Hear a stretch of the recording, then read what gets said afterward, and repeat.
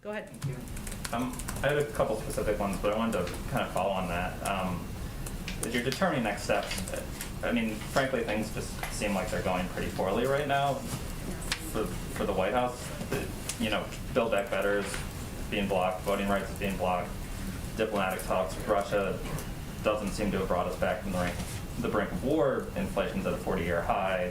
The virus is setting records for infection. So as we kind of hit this 1 year period and a period where everything seems like it's in pretty rough shape, or nearly everything, which is not an invitation, I guess, to list off some other things. I'm wondering, at what point do you take stock and say that things need to change internally, whether it's your outreach for the Hill, whether it's the leadership within the White House? You seem to be stymied on an incredible number of fronts right now. Well, let me give you a little bit of a different take on this. More than 200 million people are vaccinated. We've had a record job growth, record low unemployment rates historically in this country over the last year. We've rebuilt our alliances and our relationships around the world.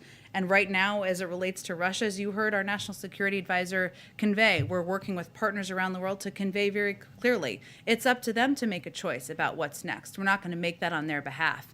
It's up to them to determine if there are going to be crippling economic sanctions or not, or if they decide to move forward. But we also recognize when you have a small margin and threshold in the Senate, it's very difficult to get things done and to get legislation passed. And the fact that the president, under his leadership, got the American Rescue Plan passed, a bipartisan infrastructure bill with 19 votes in the Senate, about 6 votes in the House, the fact that we are still continuing to work with members to determine the path forward on Build Back Better, that we have the vast majority of Democrats in the Senate supporting voting rights, that's a path forward for us. And our effort is to do hard things, try hard things, and keep at it. So we just don't see it through the same prism. So the sense is things are going well, there's no need for change right now. I think that having worked in a White House before, you do hard things in White Houses. You have every challenge at your feet, laid at your feet, whether it's global or domestically.